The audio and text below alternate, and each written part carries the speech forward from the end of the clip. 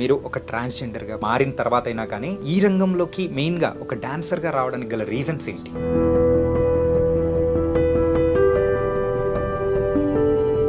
నేను ఆ ప్రోగ్రామ్ చూసి నేను కూడా ఇట్లా ఇంతమంది జనాల్లో నేను కూడా కనబడాలి కదా అనే పట్టుతో నేను ప్రోగ్రామ్ నేర్చుకున్నాను సార్. మీరు ఒక డాన్సర్గా అయితే ప్రస్తుతం మరి ముందుకు దూసుకెళ్తున్నారు. డాక్టరేట్ సాధించడం అనేది కూడా చాలా కష్టం. సో మీరు ఆ డాక్టరేట్ అనేది కూడా సాధించుకొని ఎంతో మందికి ఆదర్శంగా కూడా ముందుకెళ్తున్నారు. అది ఎలా సాధ్యం? నేను ఎటువంటి వేరే ఆలోచన ఏం పెట్టుకోకున్నట్లా భజనే నా జీవితం అనుకొని గురువులకు నమ్ముకొని నన్ను ఆదరిస్తున్న ఫాలోవర్స్ అందరి నుంచి నేను ఈ పేరు సంపాదించుకొని వాళ్ళు ఆదరిస్తున్నందుకు నేను డాక్టరేట్ సంపాదించుకున్నాను సార్. పూర్వకాలం నుంచి ఎప్పటి నుంచో మనం చూస్తుంటాం చెక్క భజన అనేది ఫేమస్. కాకపోతే రాను రాను ఆ కళ అనేది తగ్గిపోతూ వస్తుంది. సో ఎందుకు ఆ కళ అనేది తగ్గిపోతూ వస్తుంది అంటారు? ఎన్ని ప్రోగ్రామ్స్ ఉన్నా చెక్క భజన అంత ఆనందం ఎక్కడ ఉండదు సార్.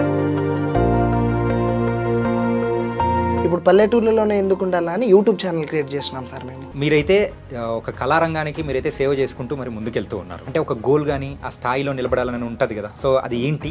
మేము చిన్న కళాకారిని, మాకెట్లుంటా సార్ అని నేను అడిగినాను. వాళ్ళు ఉన్నారు కదా, వాళ్ళతో ఫోన్ మాట్లాడించి ఆ స్టేజ్లోనే ఎందుకు ఉండాలా, కొంచెం పై మెట్టు రావాలనే ఒక ఇది ఆశ సార్ మాకు. మంగ్లీ గారు మీ అత్త కూతురా? మంగ్లీ మా అత్త కూతురు సార్. ఈ పేరు నుంచే నాకు హ్యాపీనెస్ ఉంది sir. Hi guys, welcome to I dream. నేను మీ చాణక్య. సో కళల పట్ల మనకు మక్కువ ఉంటే మనం ఎలా ఉన్నా ఎక్కడ ఉన్నా కానీ ఆ కళా రంగానికి మనం సేవ చేసుకుంటూ కూడా ముందుకు వెళ్ళిపోవచ్చు.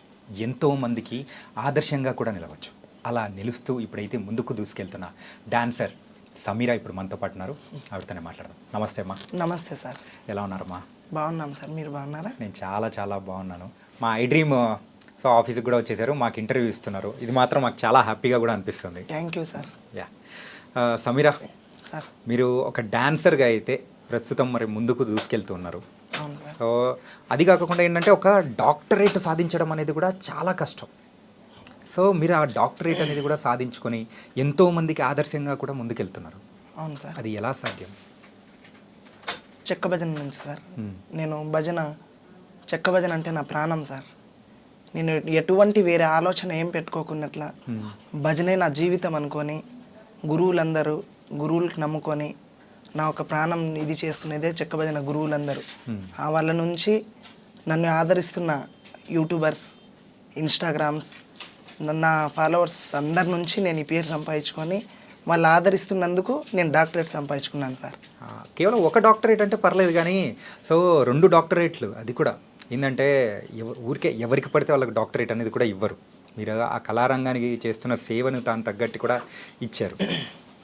అండ్ ప్రస్తుతం అయితే సో మీ వీడియోస్ కానీ ఇవన్నీ మేము చూస్తూ ఉంటాం. సో మీరు ఒక ట్రాన్స్జెండర్గా తర్వాత మారిన తర్వాత అయినా కానీ సో ఈ రంగంలోకి మెయిన్గా ఒక డాన్సర్గా రావడానికి గల రీజన్స్ ఏంటి? ఇట్లా మేము పల్లెటూరులో పుట్టినాం సార్. ఏ ఊరమ్మా? మాది గుత్తి పక్కన విలేజ్ గుండాల తాండా సార్. గుండాల తాండా, ఎర్రగుడి గుండాల తాండా. ఓకే. అట్లా ప్రోగ్రామ్స్ ఉండే చెక్క భజన, అట్లా అక్కడ ప్రోగ్రామ్స్ మేము చూసేకపోయి పలాని డాన్సర్గా మేము తయారు కావాలి, ఇదే ఎట్లా ఉండాలి, నేను డాన్సరే కావాలనే పట్టుబడి నేను ఆ ప్రోగ్రామ్ చూసి నేను కూడా ఇట్లా ఇంతమంది జనాల్లో నేను కూడా కనబడాలి కదా అనే పట్టుతో నేను ప్రోగ్రామ్ నేర్చుకున్నాను సార్. కానీ ఎప్పుడైనా కానీ ఒక కళారంగం వైపు వెళ్తున్నాము అంటే తల్లిదండ్రులు ఖచ్చితంగా ఎందుకు మనకెందుకు, యూజువల్గా అయితే మా పల్లెటూర్లలో కానీ టౌన్లలో ఉన్న తల్లిదండ్రులు ఎలా ఉంటారు, వాళ్ళ ఆలోచన విధానం వేరుగా ఉంటుంది. అవును సార్. సో వాళ్ళు ఏమన్నా అబ్జెక్షన్ చెప్పడం అట్లా ఏమన్నా ఉందా? అది అని నేను నా స్వతంత్రంగానే నేను ఇట్లున్నాను కదా, ఎందుకు ఇట్లనే నా పేరు ఎందుకు ఇది చేసుకోవాలా, నా తల్లిదండ్రులకి నేను పేరు పోగొట్టేసినాను, నేను ఒక స్థాయిలో ఉండాలా అనే ఆలోచనతో నేను ప్రోగ్రాంలు పట్టుకునేసినాను సార్. ఓకే. సో అలా పట్టుకొని మరి ముందుకెళ్తున్నారు. అవును సార్. యా. కానీ మీకు అంటే ఏ ఏజ్లో తెలిసిందమ్మా మీరు ఇట్లా అని చెప్పేసి? నాకు ఒక 13-14 ఇయర్స్లో సార్. 13-14 ఇయర్స్. సో యూజువల్గా అయితే ఇలా అనేటప్పటికీ ఖచ్చితంగా తల్లిదండ్రులు కానీ చుట్టూ ఉన్న బంధువుల విషయాలకు వచ్చేటప్పటికి ఖచ్చితంగా అబ్జెక్షన్లు, గొడవలు, తిట్లు అన్నీ జరిగినాయి సార్ అవి. మరి ఇలా మారడానికి గల రీజన్ ఏమనిపించింది, ఎలా మారారు? హార్మోన్స్ ప్రాబ్లం నుంచి మారిపోయినాం. కానీ అంటే ఆపరేషన్ చేయించుకోవడం అనేది కూడా జరిగింది కదా? అవును సార్. నాకు ఒక 14 ఇయర్స్ ఉన్నప్పుడే నేను ఆపరేషన్ చేయించుకున్నాను.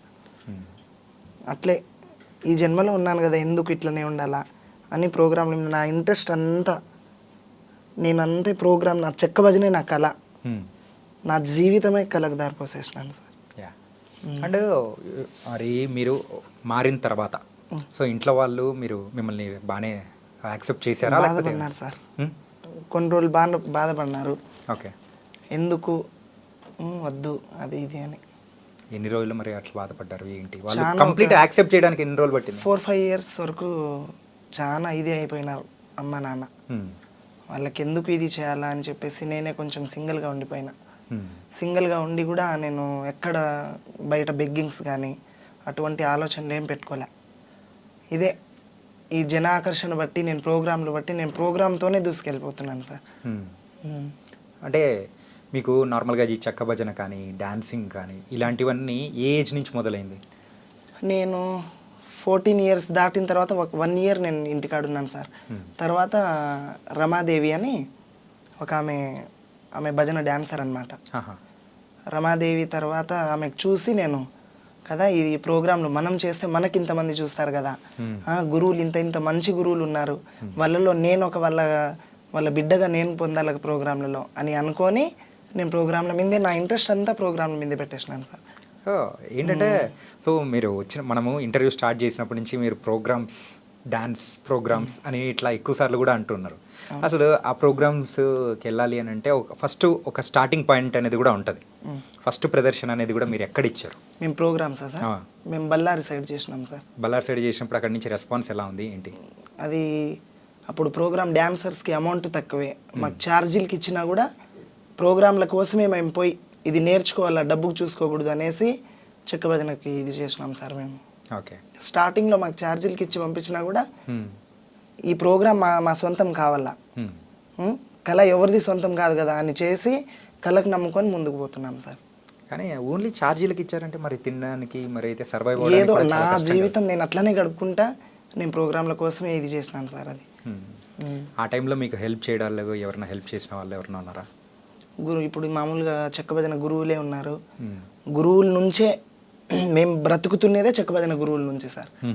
మాకు ఎటువంటి మేము ఎక్కడ ఏం పనికి వెళ్ళలేము, ఎక్కడ పోలేము, మేము చెక్క భజన గురువుల నుంచే మేము డాన్సర్స్గా అయి మేము బ్రతుకుంటున్నాం సార్. ఏది ఉన్నా మంచి చెడు ఉన్నా మేము చెక్క భజన ఫీల్డ్ నుంచే వాళ్ళ గురువుల నుంచే మేము బతుకుంటున్నాం సార్. ఓకే.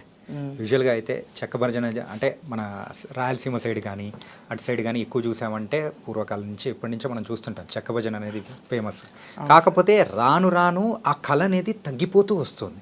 అవును సార్. సో ఎందుకు ఆ కళ అనేది తగ్గిపోతూ వస్తుంది అంటారు? అది చెక్క భజన నుంచి ఇప్పుడు కోలాటాలు అయినాయి సార్.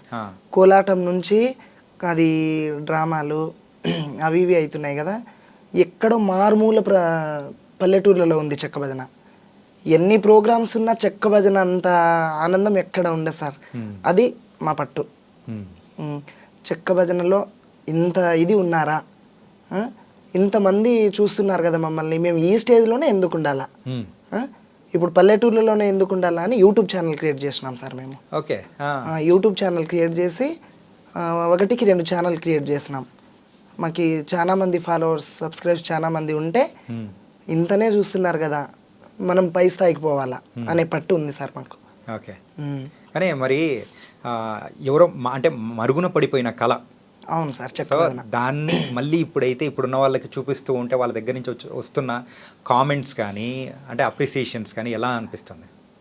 అప్పుడు డాన్సర్స్ లేనప్పుడు కూడా చెక్క భజన అంటే అందరికీ తెలిసినది. డాన్సర్ ఉన్నప్పుడు ఇప్పుడు గురువులు మంచి గురువులు తయారైనారు, మంచి డాన్సర్స్ తయారైనారు. ఈ భజన పెడితే ఈ డాన్సర్స్ వస్తారు, ఊర్లలో ఇంత ఇది ఉంటుంది కదా, ఇంత ఎంకరేజ్మెంట్ ఉంటుంది వీళ్ళు వస్తే అన్నట్ల డాన్సర్కు విలువనే, ఒక గురువుకు విలువనే చెక్క భజన నుంచి. ఎన్నో ప్రోగ్రామ్స్ వచ్చినా వాళ్ళకి ఆలోచన వస్తుంది అనమాట, పలానా ఆ గురువుకు పిలిస్తే ఆ డాన్సర్ వస్తుంది, ఈ భజన సక్సెస్ అవుతుంది అన్నట్ల సార్. సో మొత్తానికి అయితే ఇప్పుడు సమీరా ఎక్కడికైనా వెళ్ళి మరి ప్రోగ్రామ్ ఇస్తుందంటే ఎంతమంది జనాలు వస్తున్నారేంటి? అది మీరే చూస్తున్నారు కదా సార్. ఇంకా మేము చెప్పాలా? మా గొప్పలు మేము చెప్పుకునేది ఎందుకు సార్ చెప్పు? లేదు, కొన్నిసార్లు మనం చెప్పుకుంటేనే తెలియని వాళ్ళకి కూడా అర్థమవుతుంది. అదేం లేదు సార్. ఇప్పుడు మామూలుగా మేము ఇక్కడ కర్నూలు జిల్లా, కడప జిల్లా, నెల్లూరు, చిత్తూరు అదంతా ఆడినాము. ఇప్పుడు లాస్ట్లో ఎక్కువ కడప జిల్లాలో ఉన్నంత ప్రోగ్రామ్స్ ఎక్కడ లేవు అనమాట. ఓకే. రాయచోటి సైడు చాలా ప్రోగ్రామ్స్ ఉంటాయన్నమాట. 3-4 నెలలు కంటిన్యూ జాతరలు జరుగుతాయి సార్ అక్కడ. ఏమి లేని డాన్సర్, ఏం తినేకి లేని డాన్సర్ కూడా ఆ 3-4 నెలల్లో బాగానే సంపాదించుకొని బాగానే ఉండొచ్చు సార్. అన్ని ప్రోగ్రామ్స్ ఉంటాయి అక్కడ. అంత గౌరవంగా చూస్తారు గురువులు కూడా. ఒక డాన్సర్ వచ్చిందంటే వాళ్ళ తోబుట్టిన కూతురు లెక్క, వాళ్ళ చెల్లెల లెక్క చూసుకొని ఇది చేస్తారనమాట.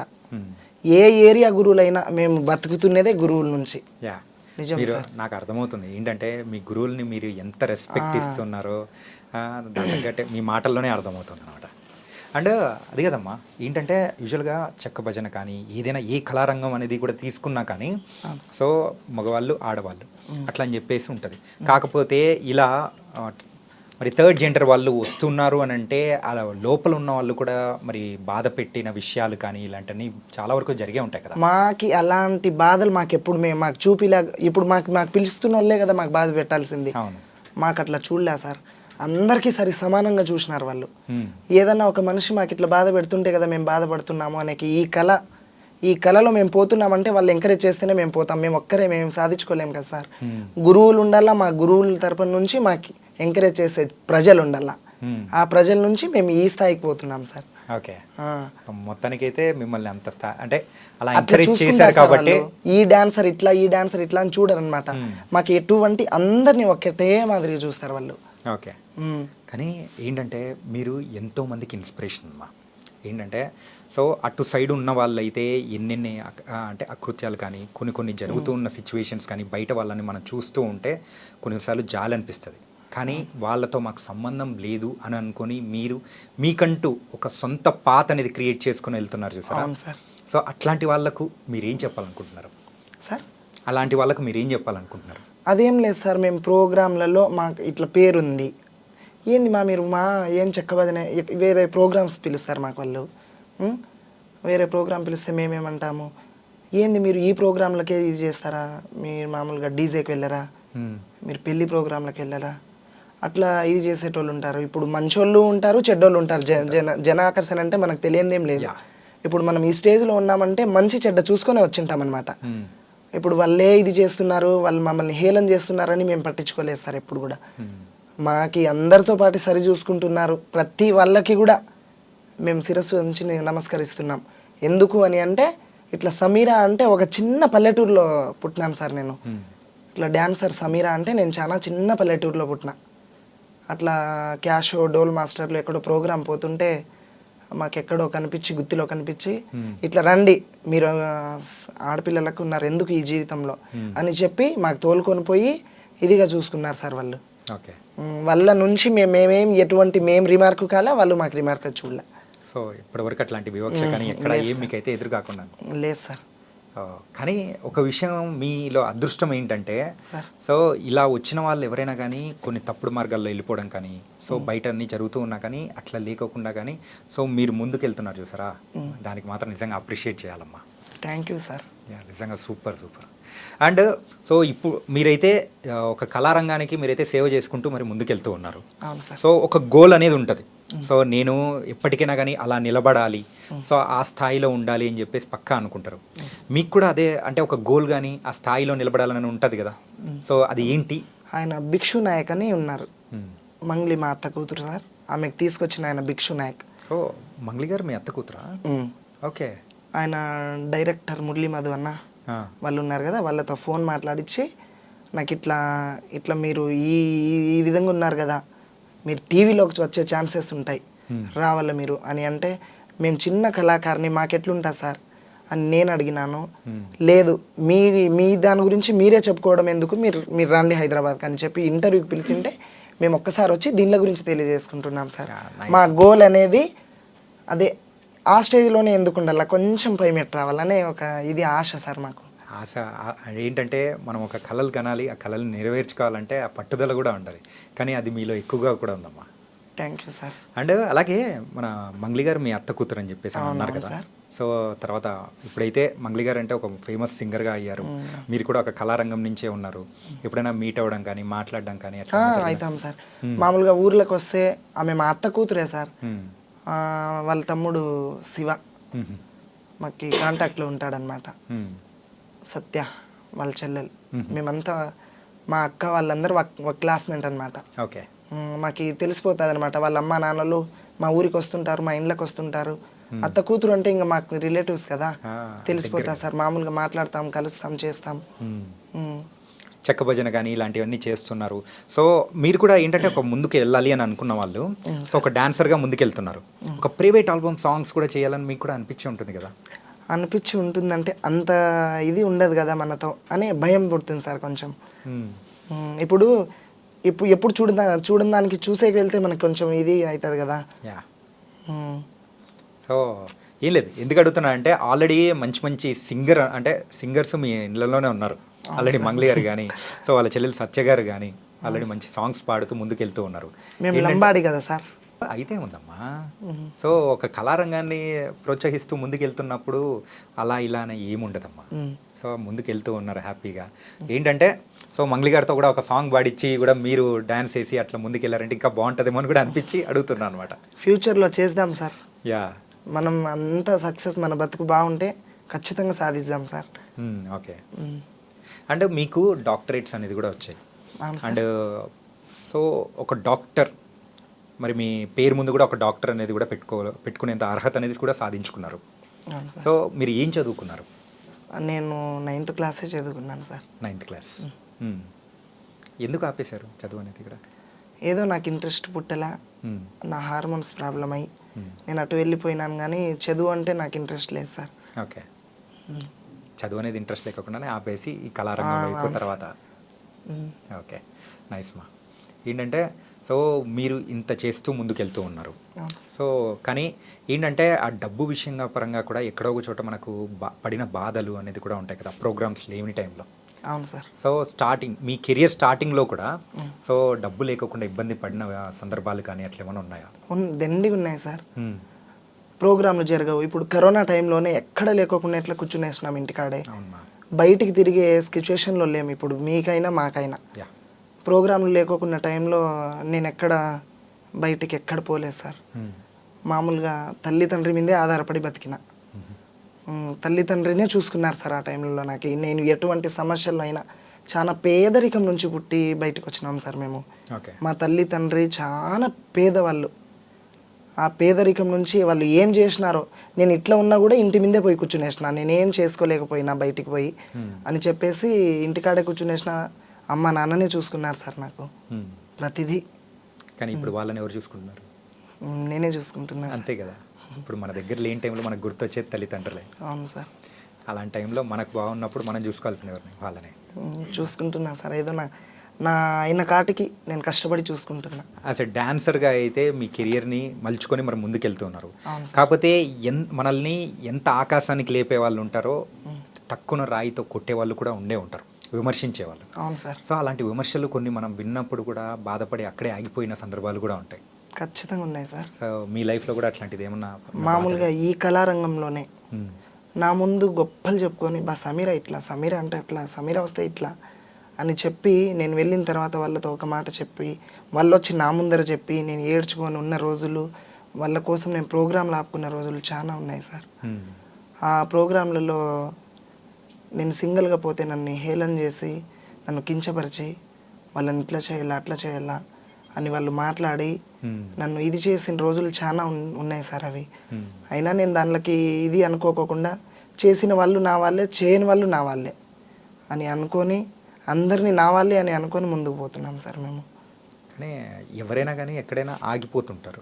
కానీ మీరు ఆగిపోకుండా ముందుకు వెళ్ళడానికి ఎవరో ఒకరు వెన్ను తట్టి ప్రోత్సహించిన వాళ్ళు ఉంటారు కదా. ఇప్పుడు వాళ్ళని కొంచెం మనసులో పెట్టుకొని వాళ్ళతో మంచిగానే ఉండి మంచిని పక్కన పెట్టి, మళ్ళీ గురువులు ఒక గురువుకే కాదు కదా మేము పోయేది, ఎంతోమంది గురువులు, చెక్కభజన గురువులు. మేము డాన్సర్స్ చాలా మంది ఉన్నాము, గురువులు మేము డాన్సర్స్ ఒక 100 మంది ఉంటే 1000 మంది గురువులు ఉన్నారు సార్. ఇప్పుడు వాళ్ళు ఈ గురువుకి నేను పనికి రాకోకుంటే ఇంకో గురువు కన్నా పనికి వస్తా కదా. ఇప్పుడు వాళ్ళు ఏదో చెప్పి నన్ను ఆపేసినారు వాటికి, సరే అది బాగుంది, అక్కడే నేను ఆగిపోను కదా. నా జీవితం నేను ఏదో ఒక రకంగా ముందుకు సాగించుకోవాలి కదా సార్.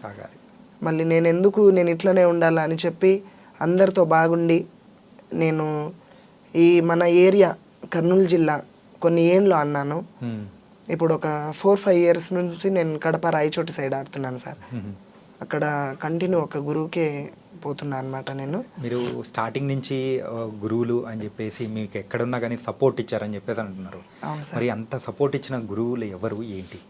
ఇప్పుడు ఒక్కరు అని కాదు సార్, ఇప్పుడు అందరికీ నేను పనికొచ్చే డాన్సర్నే. డాన్సర్ అంటే ప్రతి ఒక్క గురువుకి పనికొచ్చేటోళ్ళే. అందరు గురువులు సపోర్ట్గా, మా కళాకారుల కుటుంబం చాలా ఒక తల్లి బిడ్డలుగా ఉంటాం సార్ మేము. ఒకరు ఏదైనా ఇబ్బంది వచ్చినా మేము అందరం ఒక గ్రూప్ అనేది ఉంటుంది మాకి. పలాని మనిషికి ఇబ్బంది ఉంది, పలాని మనిషి ఈ సిచ్యువేషన్లో ఉంది, ఆ మనిషికి మనం అందరం సహాయం చేసుకోవాలా అని చెప్పి మాట్లాడుకొని మేము డాన్సర్లు, మేము గురువులు అందరు చాలా మంది కలిసి మేము తోచిన కాటికి సహాయం చేసుకొని మేము అందరం ఒక తల్లి కుటుంబం లెక్క మేము గడుపుకుంటాం అనమాట.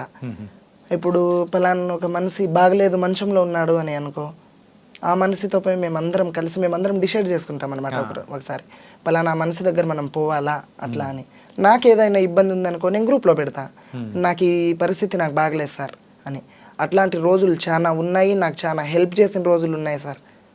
నాకు ఈ గురువు సరిగ్గా చూడలేడు అని నేను చెప్పలే, ఏదో సమయం సందర్భం బట్టి ఇప్పుడు ఇట్లా జరుగుతున్నాయే తప్ప ఫస్ట్ నుంచి ఇట్లా లేదు సార్. చాలా ఒక ఐక్యమతంగా ఉండి మేము భలే బాగా ఉండిపోయినాం సార్ అందరం. ఓకే. కానీ ఇంతకు మీకు సమీరా అని పేరు ఎవరు పెట్టారు? సమీరా అని పేరు నాకు కళారంగంలో వచ్చిన పేరు సార్ అది. మరి అసలు పేరు? మామూలుగా నాకు సోనియా బాయ్ అని పెట్టినారు, మేము లంబాడి కదా, సోనియా బాయ్ అని పెట్టినారు. మామూలుగా సమీరా అని మా 3 అక్షరాల మీద పాటలు పాడతారనమాట. డోల్ మాస్టర్ రమేష్ అన్న అని ఆయన పెట్టిన పేరు ఇది. ఓకే.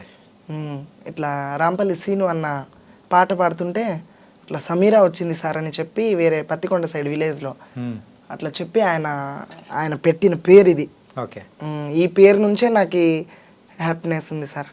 ఇట్లా సమీరా అని అంటే ప్రతి ఒక్కరికి ఎక్కడ పోయినా, నువ్వు హైదరాబాద్, నువ్వు ఢిల్లీకి పోయినా నువ్వు డాన్సర్ సమీరా కదా అని అంటే నేను చాలా హ్యాపీగా ఫీల్ అయిపోతా సార్. ఆ పేరు మీదనే నేను చేసిన కష్టం కనబడదు అప్పుడు నాకు. ఏంటంటే సో ఒక కళాకారులుగా మనం ఉన్నందుకు ఎవరైనా కానీ చప్పట్లు కొట్టారంటే సో మనం పడిన కష్టం అన్ని మొత్తం అన్ని మర్చిపోతూ ఉంటాం. అవును, అదే కదా సార్. సో మరి చెక్క భజన గురించి మాట్లాడుకుందాం. చెప్పండి సార్. సో ఈ చెక్క భజన అనేది కూడా సో చాలా మంది వరకు తెలియదు. అవును సార్. సో అది ఎట్లా ఆడతారు ఏంటి దాని గురించి దాని హిస్టరీ ఏంటో కూడా చెప్పారంటే ప్రేక్షకులు ఉంటారు. హిస్టరీ అంటే సార్ అది మామూలుగా దేవుని కార్యక్రమంకి చెక్క భజన, లేకోకుంటే ఏదో కోలాటం అని పెడతారు. ఇప్పుడు కోలాటం పెడితే ఏముంటుంది, మామూలుగా ఆడపిల్లలతో జరుగుతుంది అనమాట, ఒక గురువు ఉండి డీజే కోలాటం. ఓకే. చెక్క భజనకు పెడితే ఏముంటుంది, ఒక గురువు ఓన్ వాయిస్తో పాటలు పాడి ఒకరు కాకుంటే 2 డాన్సర్లకు పిలుచుకొని ఆయన ఒక్కడే చెక్క భజన గురువు. ఆయన ఓన్ కష్టంగా చేసి రాత్రంతా మామూలుగా నైట్ 9కి స్టార్ట్ అయితే పొద్దున 6, 7, 8 కూడా కావచ్చు సార్. ఆయన ఎంటర్టైన్మెంట్స్ చూపించి మైకులలో సొంతంగా పాట పాడి కష్టం చేసి చూపిస్తారు కనుక ఆ చెక్క భజన అంటే ప్రజల్లో ఇట్లా ఉంది కదా చెక్క భజన అంటే, ఒక మనిషి ఇట్లా స్వతంత్రంగా చూపిస్తాడు కదా, ఇవన్నీ మామూలుగా మైకులలో ఇది కాదు కదా అన్నట్ల చెక్క భజన నిరూపిస్తారు సార్. అంటే ఇప్పుడు ఈ చెక్క భజన చేసేటప్పుడు పాట కమ్ ఆట రెండు ఒకటే సార్ చేస్తారు కదా? అవును సార్. సో నార్మల్గా మీరు కూడా అలాగే చేస్తారు? అవును సార్. అమ్మా ఏంటంటే ఒక ట్రాన్స్జెండర్గా నార్మల్గా చాలామంది కూడా బయట ఉన్నారు. అవును సార్. సో అలాంటి వాళ్ళని చూసినప్పుడు సో మీకు ఎవరికైనా కానీ మీ దగ్గరలో ఉన్న వాళ్ళు ఇట్లాంటి వాళ్ళు మీ దగ్గరకు వచ్చి నాకు కూడా ఏదైనా నేర్చుకోవాలని ఉంది ఇట్లా అని చెప్పేసి వచ్చినప్పుడు మీరు ఏం చెప్తారు? వాళ్ళ నుంచి ఉన్న వాళ్ళను బయటికి రావాలంటే ఏం చేయాలంటారు? మనం ఇదే జీవితంలో ఎందుకు నేను ఎంతో కష్టపడి నేను ముందుకు పోతున్నా, నీకు అదే ఇంట్రెస్ట్ ఉంటే నువ్వు రావచ్చు కదా అని వాళ్ళు నన్ను అడిగితే కంపల్సరీగా నువ్వు రా. నేను రా, నా కళ నాకేం సొంతం లే, నువ్వు వచ్చి ఈ కళ ఎవరిది సొంతం లేదుమా, ఇంట్రెస్ట్ ఉండాలి మనకి. ఆ ఇంట్రెస్ట్ని చూపించుకొని మనకి ఏదైనా కష్టం చేసి ప్రజలతో మనం ఇది చేసి అందరితో సంతోషంగా ఉండి నాకు ఒక్కదానికే కళ వద్దు, రండి మీరు కూడా. నేను ప్రతి ఒక్కరు నన్ను అడిగిన వాళ్ళకి నేను ఇదే మాట చెప్తానే తప్ప నేనే ఉండాలా ఇక్కడ, వాళ్ళు అట్లనే ఉండాలా, ఆ చూపు నేను ఎప్పుడు చూడలేదు సార్ వాళ్ళకు. అందరు నా ఫ్యామిలీనే కదా అని అనుకొని పోల్చుకుంటా అనమాట. సూపర్ మా. అండ్ ఏంటంటే సో ఇలా ఉన్నప్పుడు ఖచ్చితంగా ప్రపోజల్స్ కూడా ఎంతో మెసేజ్లు పెట్టడాలు అన్నీ వచ్చే ఉంటాయి కదా మీకు? నాకు ఆ విధంగా ఎవరు ఇదేం చేయలేదు సార్. ఇప్పటి వరకు. సో నన్ను ఒక డాన్సర్ లాగానే చూస్తారనమాట అందరూ. సో లైఫ్లో ముందుకు వెళ్ళాలంటే ఒక తోడు కావాలని ప్రతి ఒక్కరు కూడా కోరుకుంటూ ఉంటారు. అవును సార్. సో అట్లా మీకు కూడా తోడు కానీ అట్లా అనిపించిందా? అదేం లేదులే సార్. సో మామూలు తల్లి, తండ్రి, అన్న, తమ్ములు, ప్రోగ్రాంలలో ఉన్నాము. ప్రోగ్రాంలకు పోయిన గురువునే నాకు అన్ని అందాలుగా చూసుకుంటారు వాళ్ళే. అదే తోడు సార్ నాకు ఎటువంటిది ఏం వద్దు. ఓకే. సో మొత్తానికైతే సో మీ లైఫ్ని ఇలా లీడ్ చేసుకుంటూ కళలకే సో అంకితం చేయాలని చెప్పేసి అనుకుంటున్నారు అన్నమాట. అవును సార్. ఓకే. సో మన ప్రేక్షకులకి కానీ సో ఎవరైనా మీ ఇన్స్టాగ్రామ్ కానీ లేకపోతే వాళ్ళ ఫాలోవర్స్ అందరూ ఉంటారు కదా, సో అక్కడ కొన్ని చెప్పలేకపోయినది ఇక్కడ మన ఈ వేదిక ద్వారా చెప్పాలనుకుంటుంది ఏమైనా ఉంటే చెప్పండి అమ్మా. నన్ను వాళ్ళు ఇప్పుడు నేను మామూలుగా ఇన్స్టా లైవ్ పెడితే సడన్గా నాకు 1000 మంది 2000 మంది ఫాలోవర్స్ వచ్చేస్తారు. ఇట్లా ఎంతో మంది నన్ను యాడ్ చేయని అంటారు. ఆ ఇన్స్టా లైవ్లో వాళ్ళకి చూసి వాళ్ళు మాట్లాడే మాటలకి ఆ సంతోషం తట్టుకోక, ఇది కదా నేను పేరు సంపాదించుకునేది, ఇది కదా ఈ పేరుతోనే ఉండకూడదు, నాకు ఆ సంతోషం చాలు, బయట జనాల నుంచి నేను ఇంత ఉన్నాను కదా అనే ఆలోచనతో నాకు ఎంతో హ్యాపీనెస్గా ఫీల్ అయిపోతా సార్. నా నాకు ఇన్స్టా వల్లే కాదు, నా ఫేస్బుక్, నా ఇన్స్టా ఫ్యామిలీ, నా యూట్యూబర్స్ వాళ్ళందరి నుంచి నేను ఈ పేరు సంపాదించుకున్నాను. నేను ఒక్కదాన్నే కష్టం చేసి సంపాదిలా సార్. నన్ను వాళ్ళు ఆదరిస్తేనే నేను ముందుకు పోతాను. నేను ఎంత ఉన్నా కూడా నేను ఈడ ఆడదాన్ని ఇక్కడే ఆడుతుంటా. ఒకరు చూసి నన్ను వాళ్ళు ఇది చేస్తే ఎంకరేజ్ చేస్తేనే కదా సార్. అండ్ ఇప్పుడు మీ లైఫ్ ఏదైతే ఉందో సో ఈ సోషల్ మీడియాకి రాకముందు ఎలా ఉంది, వచ్చి మీరు దానిలోకి ఎంటర్ అయిన తర్వాత ఎలా ఉంది? ఈ ప్రోగ్రాంలు చేసి ఈ సోషల్ మీడియాలోకి వచ్చిన తర్వాతనే మా లైఫ్ చాలా బాగుంది సార్. అంతకుముందు మేము చాలా పేదరికంగా బతికినాము సార్. అంటే ఇప్పుడు ఈ సోషల్ మీడియా ద్వారా మీకు అంటే డబ్బులు సంపాదించుకునే మార్గాలు పెరిగాయంటారా లేకపోతే ఎలా? సోషల్ మీడియా నుంచే కాదు, మేము చేస్తున్న కష్టం నుంచి ఈ సోషల్ మీడియాతో మా పేరు పక్కకు పోయి ఈ స్టేజ్లోనే కాదు, ఈ జిల్లానే కాదు, ఇంకొక జిల్లాలో కూడా పలానా డ్యాన్సర్ రావాలా, ఈ ప్రోగ్రామ్ హైలైట్ ఉంటుంది, పలానా గురువే రావాలా. ఇప్పుడు మేము చేయాలంటే ఇట్లా రాయచోటి అశోక్, సమీరా ఉంటే ఈ ప్రోగ్రామ్ చాలా బాగుంటుంది అనమాట అని వాళ్ళు అడిగిన వాళ్ళ కాడపోయి వేరే వాళ్ళు చెప్పడం ఉంటుంది, చాలా ఉంటాయి అన్నమాట. అయినా అందరం ఒకటే అని కలిసికట్టుగా వెళ్ళిపోతాం ప్రోగ్రాంలలో మేము. ఓకే. మీరు ఇప్పటివరకు చేసిన ప్రదర్శనలలో మీకు బాగా హైలైట్ అనిపించింది, అరే నేను చేస్తున్నా కానీ ఇంతమంది వచ్చారా అని అనిపించిన ప్రోగ్రామ్ ఏదైనా ఉందా మీకు గుర్తుండిపోయే ప్రోగ్రామ్? అందరితో కలిసి మేము అందరితో ఒకేలా చేస్తాం సార్ ప్రోగ్రామ్. ఈ గురువుకి ఇట్లా, ఈ గురువుకి అట్లా మేము చేయమన్నమాట. పర్టికులర్గా ఒక ప్లేస్లో మీరు వెళ్ళి ప్రదర్శన ఇచ్చేటప్పుడు కానీ సో ఇప్పుడు ఫర్ ఎగ్జాంపుల్ రాయచోట్లో నేను వెళ్ళినప్పుడు అన్నా ఇట్లా చాలామంది వచ్చారు, ఇలా జరిగింది, సో నా లైఫ్లో ఇలా జరుగుతుందని అనుకోలేదు అని సందర్భాలు ఉంటాయి కదా. అవును సార్. సో అలా మీ లైఫ్లో గుర్తుండిపోయిన సందర్భం ఏదైనా? అదేం లేదు సార్, ఇక్కడ మామూలుగా ఇక్కడ ఆడుతున్నాను, రాయచోటి సైడ్ పోయినాకనే ఆ పేరు అనేది కొంచెం ఇది అయిపోయింది నాకు. ఈ అన్ని జిల్లాల్లో ఆడుతున్న కడప జిల్లా ఎక్కినాకనే కొంచెం ఆ జిల్లాలో ఆడుతున్నప్పుడే ఈ టీవీలలో రావడం, ఈ ఇంటర్వ్యూలు ఇవ్వడం అట్లా స్టార్ట్ అయింది. అక్కడ ఏమంటే సార్ ప్రోగ్రాంలు కాంబినేషన్స్ ఉంటాయన్నమాట, పోటీలు జరుగుతాయి, భజనలు. పోటీలు కూడా జరుగుతాయి అందులో? ఓకే. మామూలుగా ఒక జాతర జరుగుతుంటే 10-15 భజనలు ఉంటాయి. ఇప్పుడు మేము ఇక్కడ ఆడుతుంటే ఇంకొక భజన వచ్చి మాకు ఇక్కడ పోటీ పెట్టుకుంటారు, కోలాటం వాళ్ళు వచ్చి మాకు ఇక్కడ పెట్టేస్తారు, ఇంకొక భజన ఇక్కడ పెట్టేస్తారు, మధ్యలో మేము ఉండిపోతాం. వాళ్ళలో జయించుకొని రావాలా, ఇక్కడ జయించుకున్నాం కదా మేము సాల్ మాకు ఇదే అన్నట్లుగా ఉంటుంది అనమాట మాకు. ఓకే. సో అట్లా జయించుకుంటూ కూడా ముందుకు వెళ్ళిపోతున్నారు అనమాట. అంటే భజనలలో కూడా ఇలా పోటీలు ఉంటాయని మాకు తెలియదు అనమాట. చాలా ఉంటాయి సార్. ఎంత పోటీగా ఆడినా కూడా మేము ప్రోగ్రామ్ అయిపోతే ప్రోగ్రామ్ వరకు ఎవరి ప్రోగ్రామ్ వాళ్ళు సక్సెస్ చేసుకోవాలనే ఉంటాం కదా. ఇప్పుడు ప్రోగ్రామ్ అయిపోతే మేము అందరం ఒక తల్లి పిల్లలాగే అందరం కలిసి ఎవరి ఇళ్ళకి వాళ్ళు వెళ్ళిపోతాం అనమాట. అది మాత్రం జరిగేదమ్మా. సో మొత్తానికైతే కొత్త కొత్త విషయాలు కానీ మాతో చాలా చక్కగా షేర్ చేసుకున్నారు. అండ్ అసలు డాన్సర్ సమీరా అంటే ఏంటి, ఎక్కడి నుంచి వచ్చారు అనేది కూడా మా ప్రేక్షకులకి చాలా చక్కగా వివరించారు. So thank you so much మా. Thank you sir. Yeah. So స్వశక్తి ఉంటే మనం ఎక్కడి నుంచైనా ఏదైనా సాధించగలము అని చెప్పేసి మరి ఇక్కడ సమీరా గారు కూడా చెప్పేశారు. సో అది కూడా 2 డాక్టరేట్లు కూడా తను తెచ్చుకున్నారనమాట. సో ఇలాంటి గొప్ప వ్యక్తిని చూసి ఎంతోమంది కూడా మారాలని కూడా తను అనుకుంటున్నారు, మనం అందరం కూడా కోరుకుందాం. సో గైస్, ఇది వాళ్ళ ఇంటర్వ్యూ. మరో ఇంటర్వ్యూతో మళ్ళీ కలుద్దాం. అంతవరకు take care. This is your Chanakya. See.